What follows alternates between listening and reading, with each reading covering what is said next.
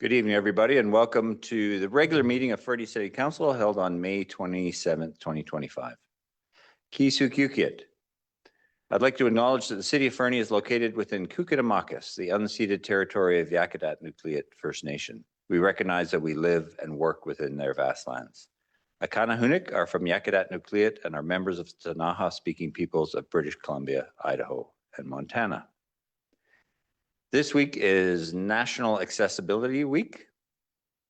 And last week, Council endorsed the Elk Valley Regional Accessibility Plan as part of our commitment to being a more inclusive public service provider. So thank you both to that committee for creating that plan and to Council for endorsing it. I would now like to call the meeting to order at 6:31 p.m. and ask for a mover and a seconder for the following staff recommendation as we're adding a late item to the agenda. That the agenda be amended to add late item 16.1 to close the meeting to the public under section 90 sub 1 sub C of the community charter, and that the agenda of May 27th, 2025 regular meeting be adopted as amended. Moved by Councillor Hamilton, seconded by Councillor Audia Kelly. Any discussion? All those in favor? That is unanimous. Thank you. And for those watching at home, we do have a small just quorum this evening, a small body around the council table. Item 4.1. I'll ask for a mover and a seconder for the following staff recommendation that the minutes of the March 18th, 2025 special meeting be adopted. Moved by Councillor Hamilton, seconded by Councillor Audia Kelly. Any discussion? All those in favor? That is unanimous. Thank you. Item 4.2, a mover and a seconder for the following staff recommendation that the minutes of the April 15th, 2025 special meeting be adopted. Moved by Councillor Hamilton, seconded by Councillor Nixon. Any discussion? All those in favor? That's unanimous. Thank you. Item 4.3. A mover and a seconder for the following staff recommendation that the minutes of the April 22nd, 2025 regular meeting be adopted. Moved by Councillor Hamilton, seconded by Councillor Audia Kelly. Any discussion? All those in favor? Thank you. That's unanimous. A mover and a seconder under item 4.4 for the following staff recommendation that the minutes of the May 6th, 2025 special meeting be adopted. Moved by Councillor Nixon, seconded by Councillor Audia Kelly. Any discussion? All those in favor? That is unanimous. Thank you. Item 4.5, a mover and a seconder for the following staff recommendation that the minutes of the May 13th, 2025 regular council meeting be adopted. Moved by Councillor Hamilton, seconded by Councillor Nixon. Any discussion? All those in favor? That is unanimous. Thank you. And finally, item 4.6, a mover and a seconder for the following staff recommendation that the minutes of the May 20th, 2025 special meeting be adopted. Moved by Councillor Hamilton, seconded by Councillor Nixon. Any discussion? All those in favor? That is unanimous. Thank you, everybody. I'll now open the floor to public participation and invite the public in attendance or participating electronically who wish to comment on items listed on the meeting agenda in accordance with section 3.7.3 of the procedure bylaw to address council, except speakers must not address council regarding a matter for which a public hearing must be held or has been held pursuant to the Local Government Act prior to council's consideration of the matter or adoption of the bylaw. Speakers must not address council regarding a permit for which public notice must be given or has been given pursuant to the Local Government Act prior to council's consideration of issuance of the permit, and a speaker may only address council for a maximum of 3 minutes. I'll first look to our gallery and invite anyone here who'd like to speak to approach the podium and provide your name and civic address.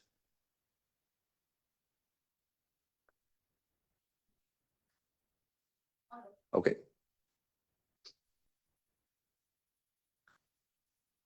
Hello, I'm Jocelyn Sombrowski. My civic address is 30 Park Avenue, VOB 1M3, I think. I'm here as a representative of the Fernie Academy Society, a BC registered not-for-profit society interested in creating a community parking structure and gathering space on properties 402 and 422 3rd Avenue. We are here tonight for item 6.3 to hear the contents of the CAO's verbal report.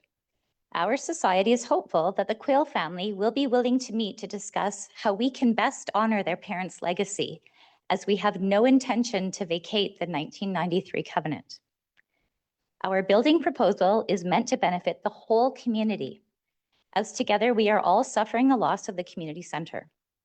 Our vision is to protect and improve the current asset of public parking in our downtown core, in addition to providing community space for recreational and cultural activities.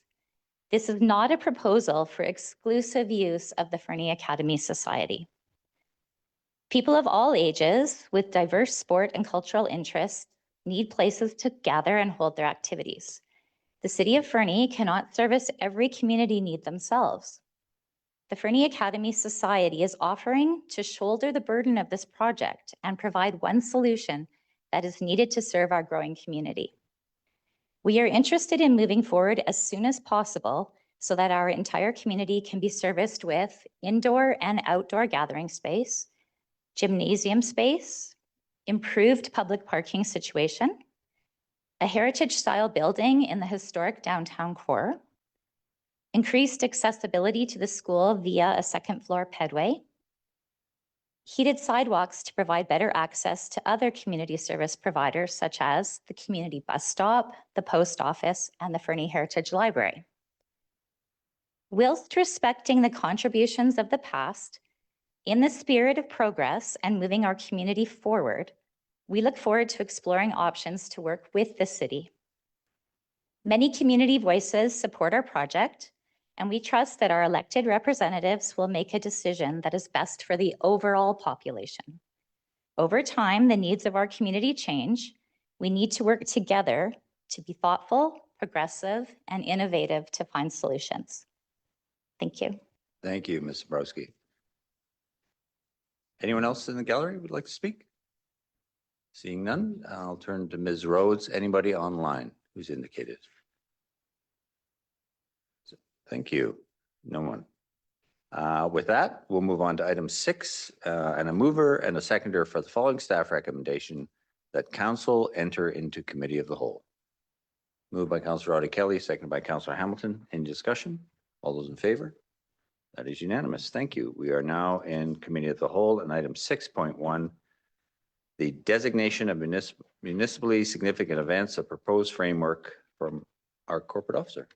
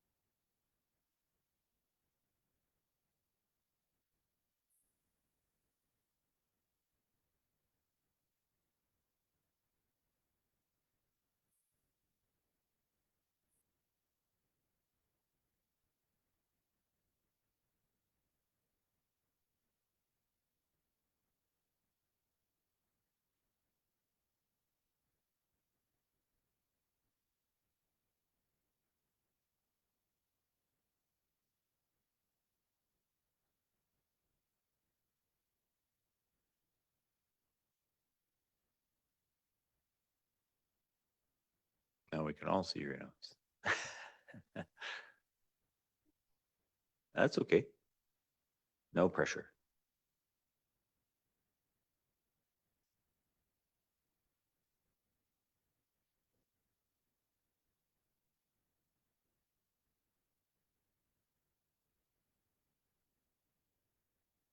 No.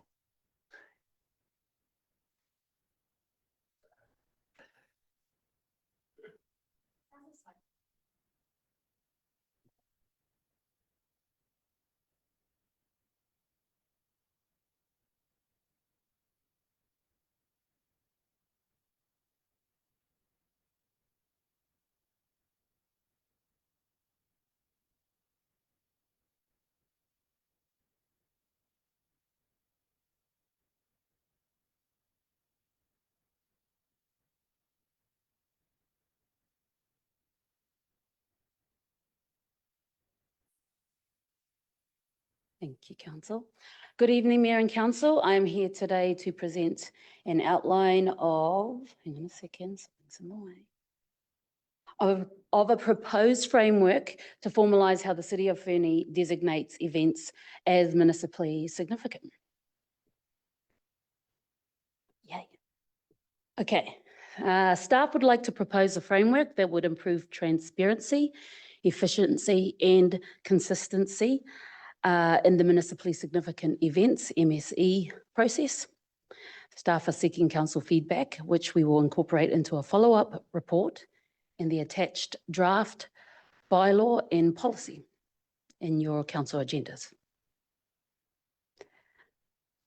A bit of background. Why does this matter? According to the Liquor and Cannabis Regulation Branch, LCRB, events in our municipality require a municipal resolution or delegated letter to qualify as special event, for special event permits, allowing profitable liquor sales.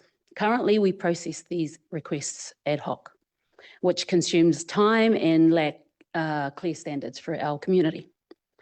Although MSC requests are few, events like Wapiti, Grizz Days and Wednesday Socials, they all rely on this designation and they recur annually. In the past 2 years, Council has received approximately 30 to 40 administrative requests from our community partners and groups, which include in-kind requests where the city provides the service, equipment or a space for free, letter of supports for groups to apply for grants, etc., and the municipally significant designation requests. All these requests take a considerable amount of administrative work, time and effort for our corporate department to process, place on agendas, and perform all the follow-up actions required post-council meetings. Some of the challenge we face with the current practice are as shown here on the slide. Without a structured process, event organisers face uncertainty and the council must repeatedly review similar requests. In the past, this has increased staff time and can delay approvals. Staff are proposing a solution to council today to create an evaluation framework, including delegating approval authority to our municipal officers. This is based on best practices from other BC municipalities, and the approach aligns with the Local Government Act and Community Charter. We propose development of a policy and procedure and integrating any appeals process into these documents. You will see in your draft policy and procedure in your agenda package. These documents ensure fairness and improve processing timelines while maintaining council oversight through the appeals process. Delegating authority under the city's delegation bylaw number 2467, a bylaw amendment would allow any of these three designated municipal officers to independently grant MSE status for the sole purpose of supporting LCRB permit applications. Again, a draft bylaw amendment is included in your agenda package for ease of reference. What qualifies as an MSE? These are some of the criteria that staff are proposing. These criteria are pulled from previous events designated as MSEs by council in the past and from other municipalities. The criteria includes a demonstration of cultural or historic relevance by celebrating or preserving local traditions and identity. Events should have a clear positive impact on our community, fostering engagement, civic pride and inclusivity across all ages, age groups and abilities. Events are also expected to contribute to local economy by attracting visitors, generating revenue and supporting our local businesses. Events will demonstrate strong commitment to environmental sustainability, with organisers taking steps to minimise the ecological impact. Finally, events should offer unique or innovative experiences that set them apart from their typical community programming. These criteria ensure that MSE designations are fair, consistent and aligned with council goals. Events must demonstrate community benefit, inclusion and again, sustainability.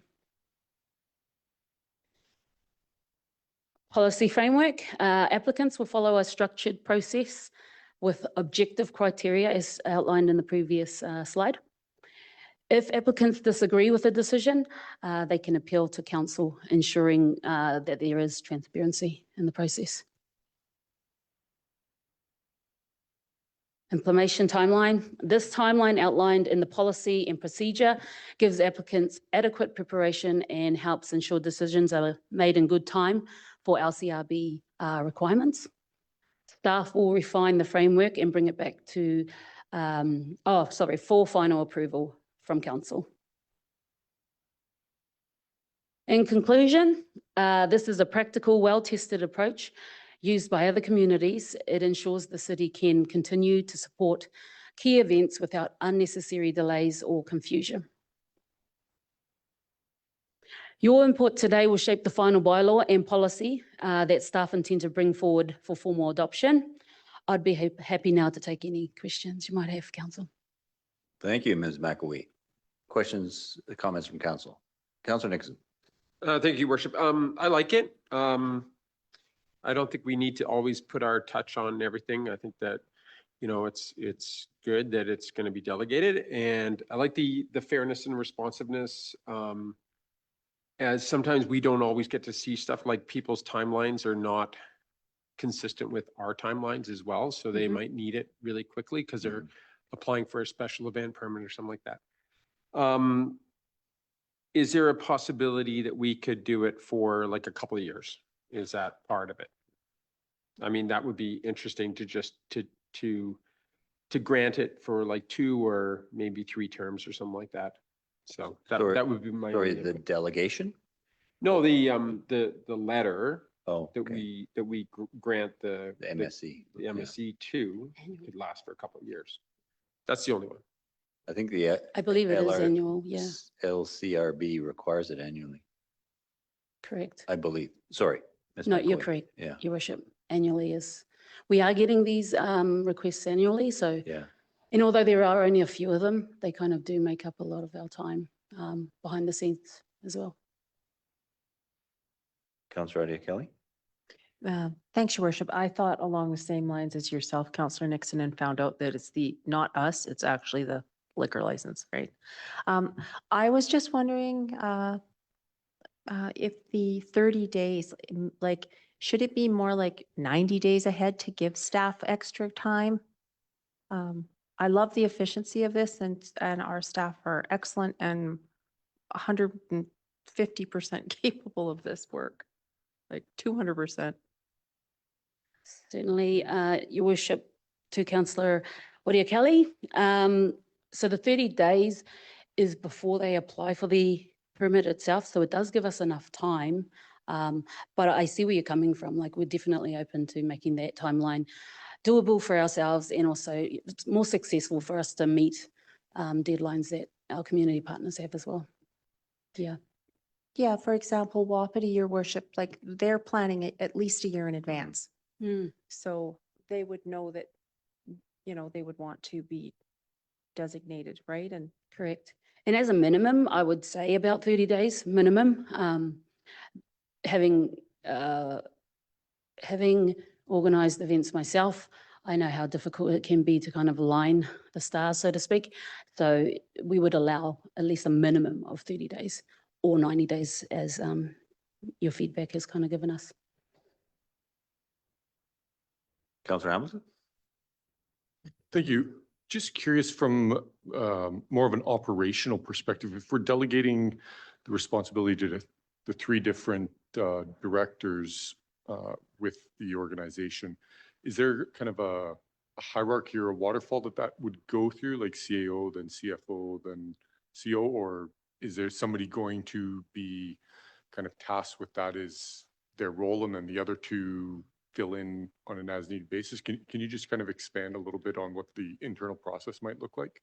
Your Worship, through to Council, the idea with having the 3 municipal officers is to kind of have someone there all the time, and so that there's no delays on our end. Should, for instance, the corporate officer be away, there's a backup officer there to kind of take those those delegated authorities.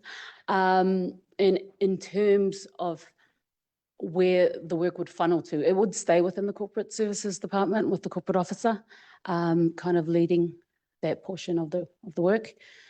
And like I said, the admin and support officers are just there to kind of support should the corporate officer not be there.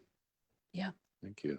A quick question for Councillor Nixon. Like you've got a lot of experience with events organization and this sort of thing. From an events organizer's perspective, does the timelines, would they work for a typical event in your experience? Well, the sooner you can get things done, the better. Yeah.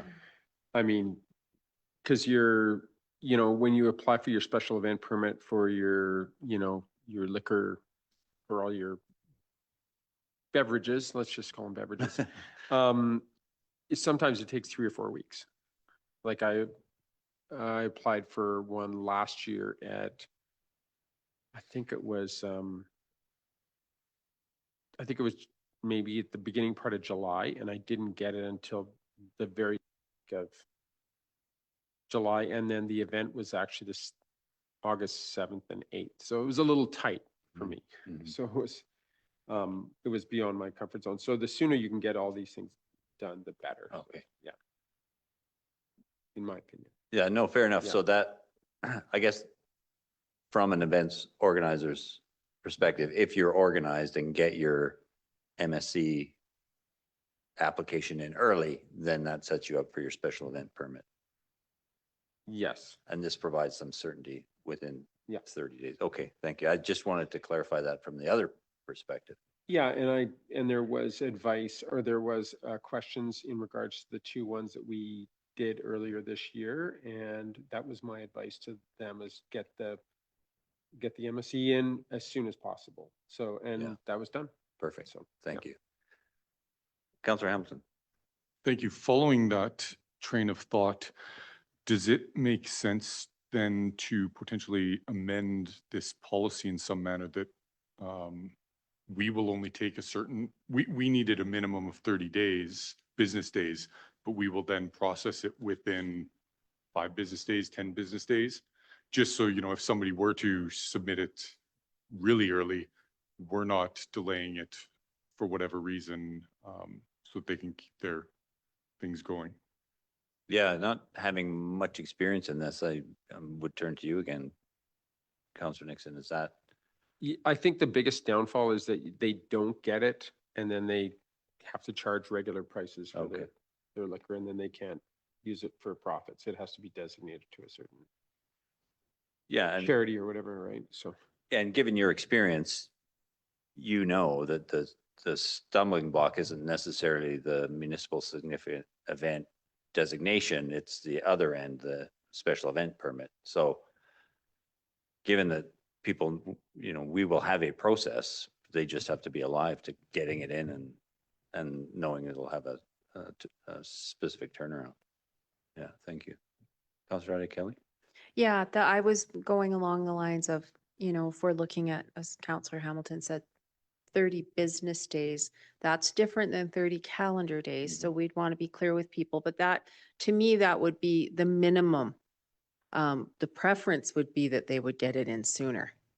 Yeah, well, I look at it and I think it kind of falls to them. Yeah. To ask, and then we now have a process, or will have a process. It's clear, consistent, that we can respond to, but that doesn't change the community groups, or for-profit organization, even their requirement to ask in a timely manner for their purposes, so that they know they've got that, then they can apply for their special event permit. Yeah, so that staff isn't faced with Yeah, a last minute request that they're then scrambling to process. yeah, 100%. Just a couple of observations, Ms. McAwee. So I really like this, both the delegation. I keep mixing up the words designation and delegation. And I was a little concerned about the 3 officers operating independently, because that doesn't necessarily speak to consistency, but now that having read your report, they will operate independently under clear guidance from a policy. So that's perfect. And just an observation, I did have a conversation. I took the opportunity because I had a meeting with Tourism Fernie, and they looked at the criteria. They had looked at the criteria in the agenda and thought it was a great idea. So well done. Thank you for pulling this together. Any other questions, observation? Do you need more from us at this juncture? Thank you. No, Your Worship. Thank you very much.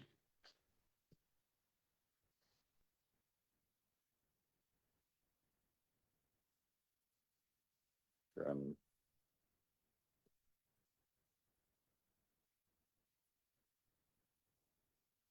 Item 6.2, a staff introduction. Mr. Heisler. Good evening, Council. Really quickly, I wanted to introduce Bree Campbell. She joined the city as the Manager of Public Works roughly a week ago. Comes to us with 14 years of experience in municipal operations, parks, project management, leadership, and construction. And most recently, she was with the town of Canmore in a management role. And I just wanted to welcome her to you, to the Public Works team, and to the city of Fernie. I think she has a little bit to say too. Yeah, Welcome, Ms. Campbell. thank you. Good evening, and thank you, Dustin. I just wanted to share that I'm excited to bring my experience to support this role, to support the organization, the community, and the Public Works Department. I believe the experience I have really is well suited to supporting those and connecting those long-term visions with those day-to-day operation boots on the ground roles. So yeah, I'm looking forward to building some strong connections with the community, with the organization, with you all, and being a strong contributor to the council's initiatives and priorities. So very excited to be in Fernie. Thank you very much, and look forward to getting to know you a bit more. Thank you and welcome Yeah, aboard. Thank you.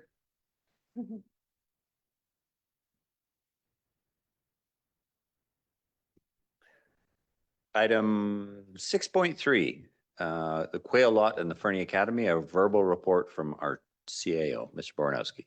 Yeah, thank you, Your Worship. Just a quick summary to close the loop. I've reached out to the Quail family as well as to the Fernie Academy Society through Jocelyn, who's attending tonight. It was mid-December last year when the city of Fernie was first approached with a proposed parkade and gymnasium development on the lots in question. Council passed a resolution to provide a letter of support in principle and to direct staff to meet with the Fernie Academy Society and with the Quail family regarding the proposed project and bring back a report to a future council meeting. So this is that report.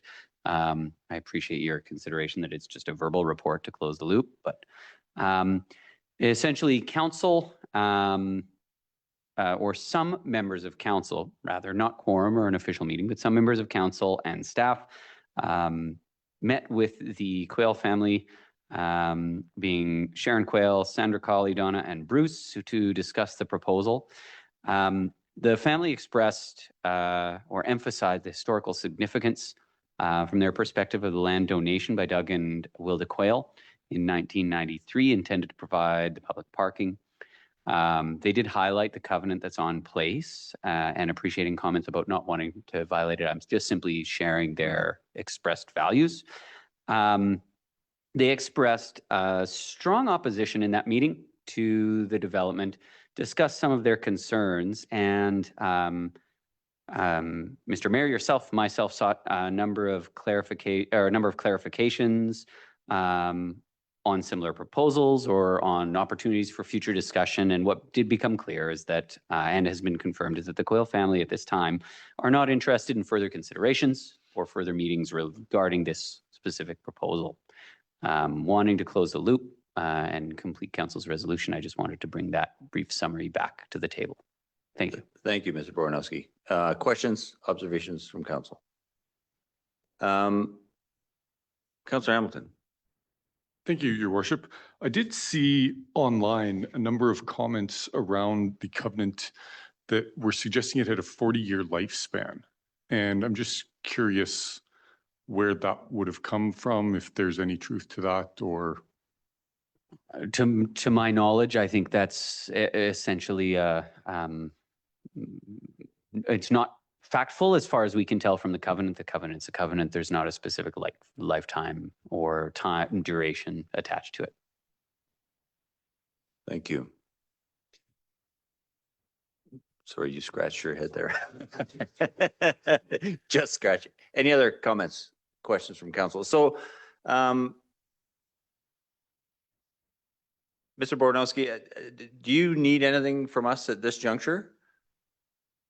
No, Your Worship, I'm just making sure that we've closed the loop in a public way, as that was Okay. part of council's direction to bring back a report. So just providing a brief report to summarize that the meeting has happened. We have concluded one position. Yeah. And I'm, absolutely, as with anybody, open to future meetings and discussions with the public if different or modified proposals are coming forward from any party. Yeah, thank you. And I want to thank all parties, the Quayle family and Mrs. Sombrowski and the Fernie Academy Society for those open and frank conversations. I think they were very valuable. I do feel like at this juncture, like we're very thin on the ground around the council table this evening, and if there are further conversations to happen around the council table on this issue, I think we might want to defer them until such time as we have a more fulsome council, because I think this is while it's not without controversy, it is a potentially community changing opportunity. So I'd like all of council to weigh in on this item, if that makes sense. Mr. Yep. Baranowski. Your Worship, my recommendation there is council will be heading into strategic planning, determining priority projects, and further the notice of motion process would provide a councillor wishing to explore that, or yourself, Your Worship, the opportunity to put the material and attach past material on an agenda in response to such a notice of motion in the future. Thank you. Yeah, Thank you. I appreciate that clarity. And I think, yeah, we're going into strategic planning conversation in June, and yeah, this can certainly be part of that conversation. Councillor Kelly, did you have your hand up? No? Okay. With that, if there's, I'm sorry, Councillor Hamilton. Thank you. Just one other perhaps clarifying question on that. Would this also be something that would be worth discussing with our OCP update and land use and kind of downtown revitalization core plans? Well, I think that's a very good catch, actually, in terms of, yeah, the overall vision for what our community looks like today and into the future, I think is a key part of that OCP conversation. So thank you for that. I don't see anyone from our building department here, but we'll have to make that note for them. Councillor Adia Kelly. Actually, on that note, Your Worship, I had raised some time ago and had referenced the report that recommended us looking at a real estate strategy, which I think also nicely aligns with the OCP. So I think it would behoove us well to have a lands inventory, have the lands evaluated as well. And I just thought I would mention, because councillors Hamilton and Nixon weren't present, but and it was voiced that there was support in the community, but we also were privy to seeing both a written and online petitions that I think are totaling approximately 1,286 to 1,300 signatures against at this point in time. So just in the interest of transparency, I thought I would bring that up.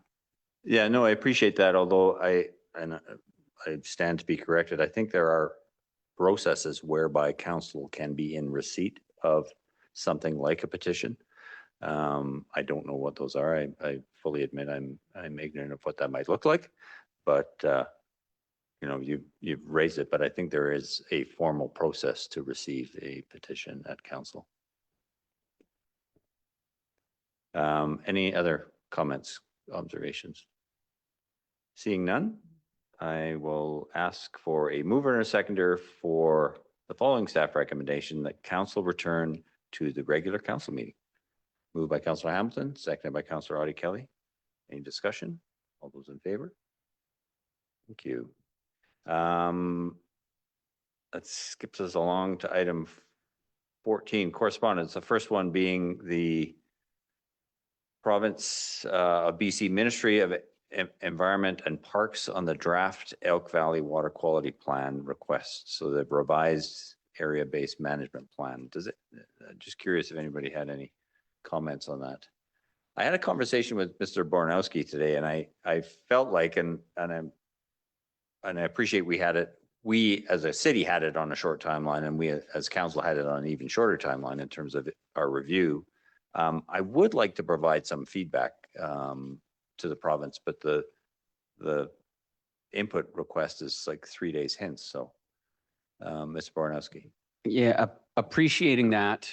Council may not have had a significant amount of time to review the document. I have given it more than a cursory review. Like, I read through the document and reviewed it.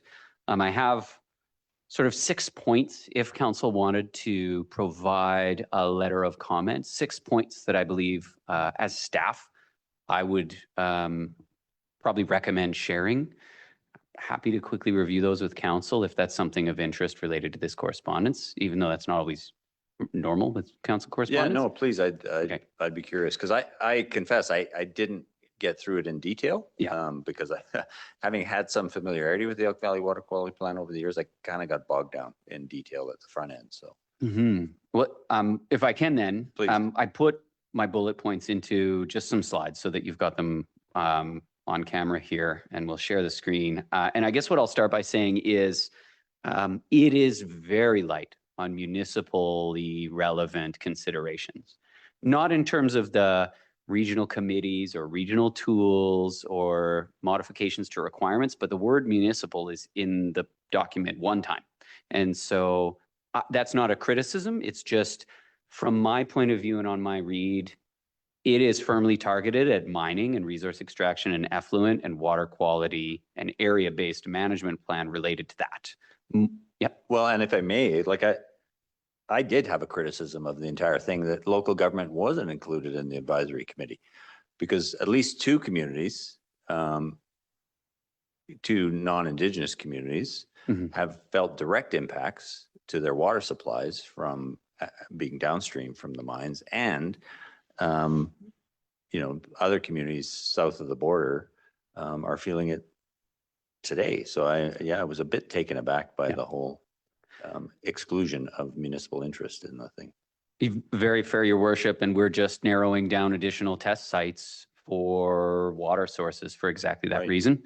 And so we're very encouraged as staff that the plan is moving to a governance oversight in the public sector rather than an industry producer or a resource extraction company leading that part of the plan.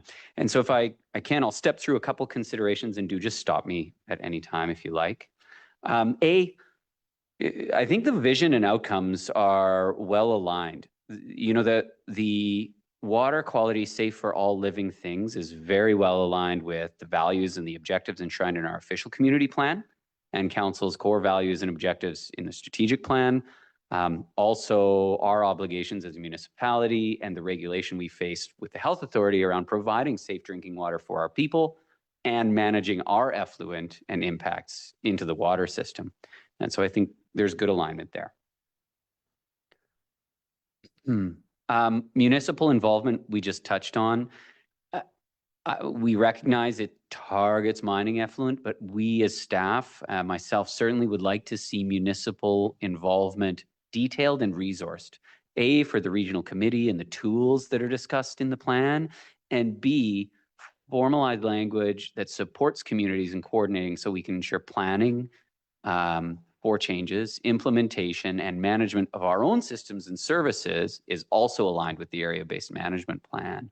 And so that's not detailed, and I do anticipate there to be fallout changes in terms of the regulation, whether it's the MWR or safe drinking water regulation that we work with and drinking water quality guidelines, or our own planning and permitting processes downstream, so to speak, of this area-based management plan.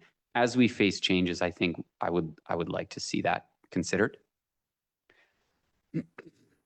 General resourcing, I think local governments should be resourced to function as formal stakeholders in amendments or changes that could affect our operations or the safety of water in the region. The simple fact of it is we really struggle to dedicate the staff time to plans of this magnitude without the resourcing to also then engage with them. You know, we have really bright, really well-informed people, but they're full up. So some release time or some resourcing so that we can backstop their capacity and continue our critical projects moving along while we consult on these would be very much appreciated.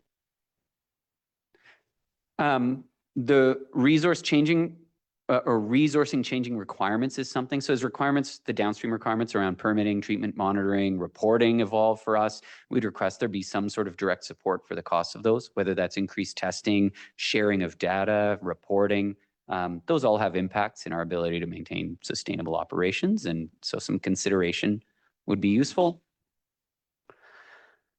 Further detail on regional and municipal participation, we touched on it at the top, but a formalized program that supports the more effective engagement in the program at a regional and collaborative level. So we've talked about the resourcing for our local operations, but then that regional collaboration, what's it look like? Is it at a governance level? Is it governance and technical staff? And how do we support that effectively?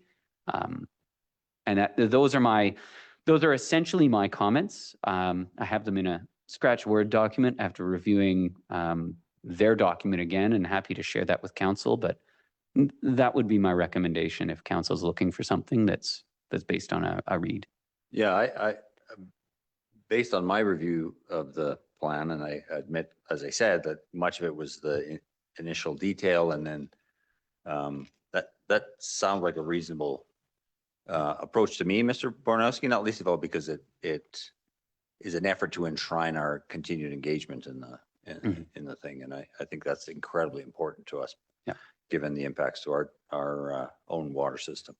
And I do agree with you about the moving it from an industry guided area-based management plan into the public sector. I think makes perfect sense, not least of all because, and I'm not suggesting there was anything shady going on. Not at all. It's just that when industry holds and controls, one proponent holds and controls the water quality model for the entire region, it beggars the question of, well, who's actually responsible for the safety of our water supply in the region? So I think it is a wise move.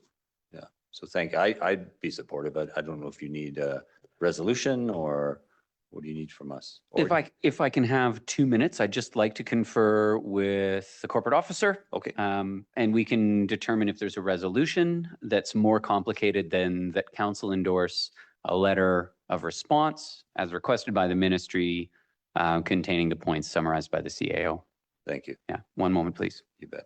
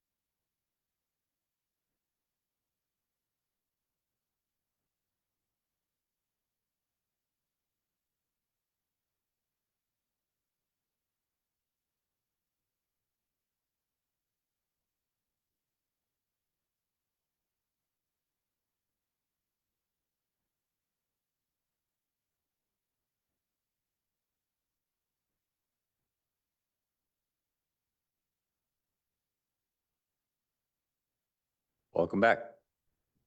If I can turn to our corporate officer to read our draft resolution.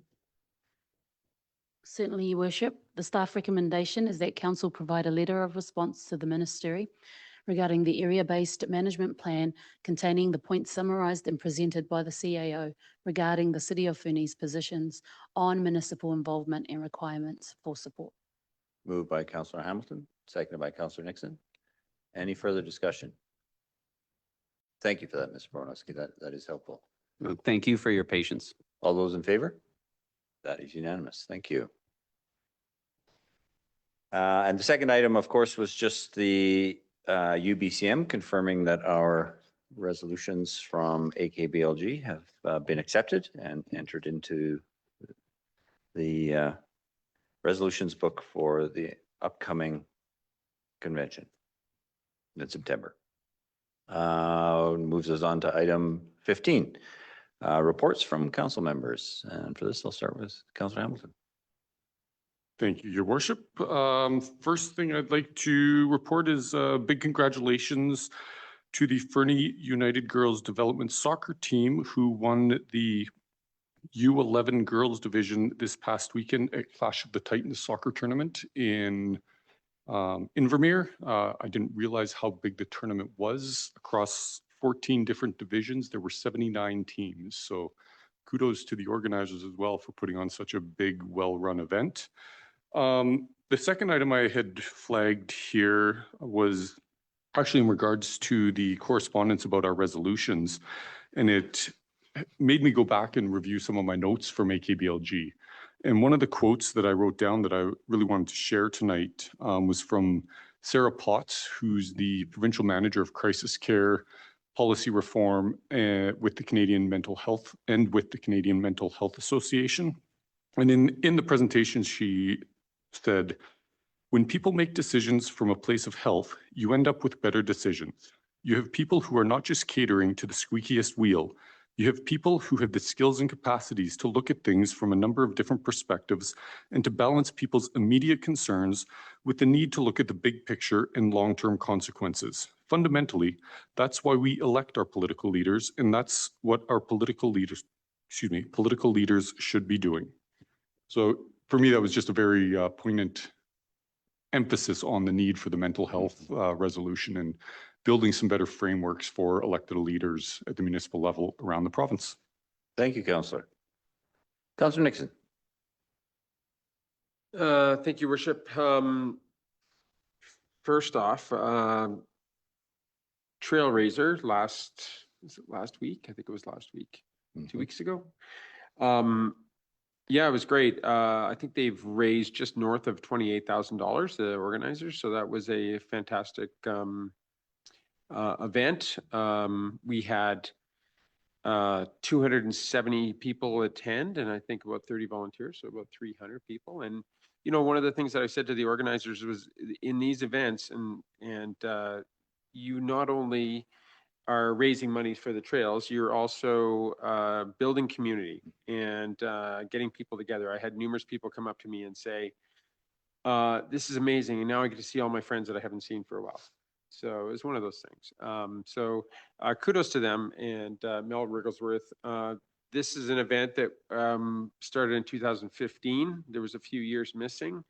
The first one was at the golf course. I actually, during that event, got an offer for my house in Calgary. So I had committed that I was moving to Fernie. So that was the first one. And every year it just seems like it's a little bit more fun and stuff like that. So and kudos to the staff for setting up the arena. We had the big curtain set up. It was pretty fantastic. So yeah, and you know, the other thing I want to just say is I was at the school last week, and it was an extremely hard week for everybody, but I want to give kudos to the staff and at FSS and area superintendent and Rosanne Palachik and Lindsay Knight and all the counselors that were there. RCMP officers were there as well.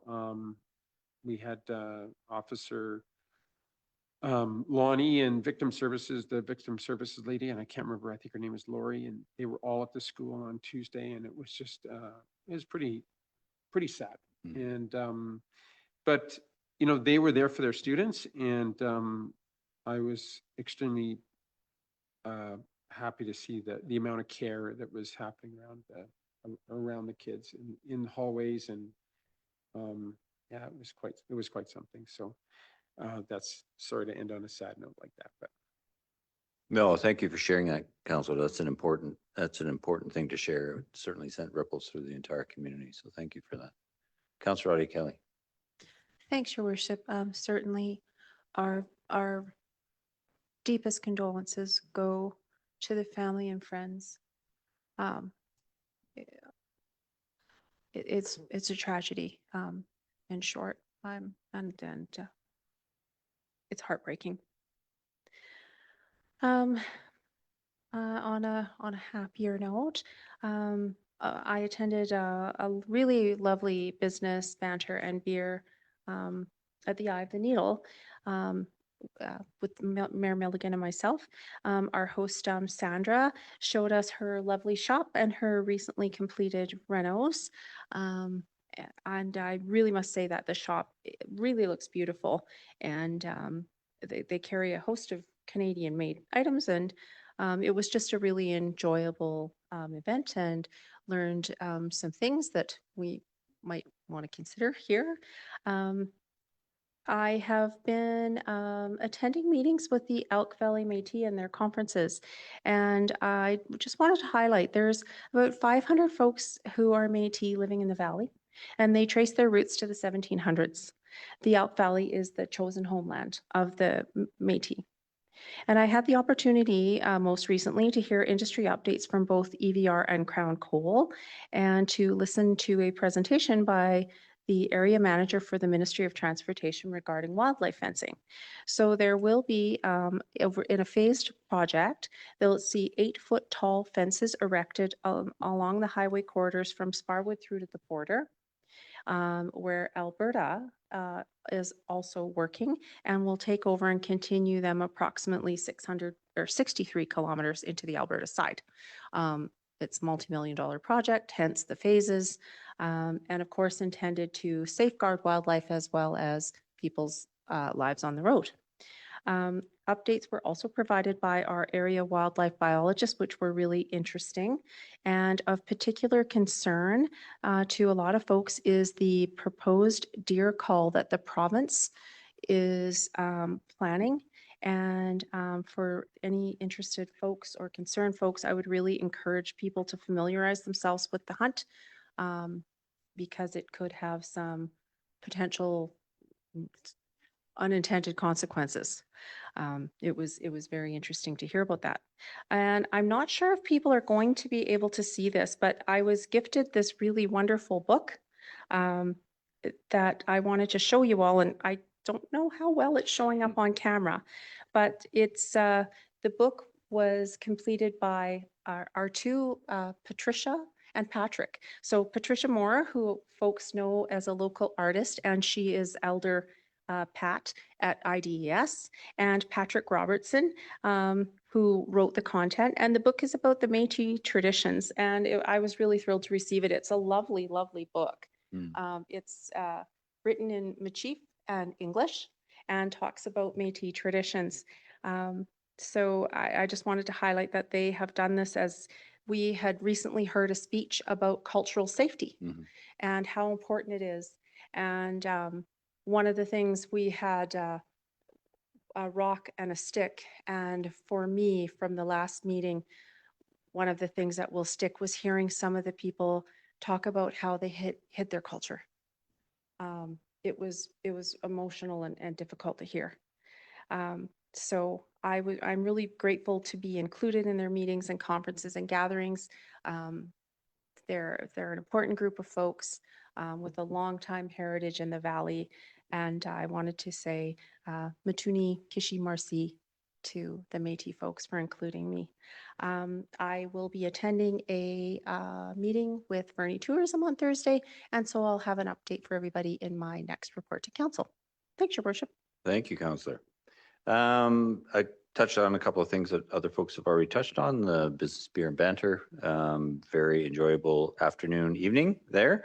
And the Trailraiser. It's been a few years since I attended and my wife and I thoroughly enjoyed ourselves. Some of those games are embarrassing, but incredibly fun. And I want to say a big thanks to our Fernie Heritage Library, both for all their support during the local government week events and the ride with librarians that they hosted the same evening as the business beer and banter. And it was just great fun riding around town with everyone and supporting literacy full stop. And this weekend, I am off to the Federation of Canadian Municipalities in Ottawa and looking forward to that. It looks like a very, very full agenda, and I do hope the King vacates a hotel room before I get there. So with that, we will move to the next staff recommendation. That the meeting be closed to the public pursuant to section 90 sub 1 sub C of the community charter, as the subject matter being considered at this time relates to labor relations or other employee relations. Moved by Councillor Hamilton, seconded by Councillor Nixon. Any discussion? All those in favor? I'll thank everyone for joining us this evening, and we will now move to closed.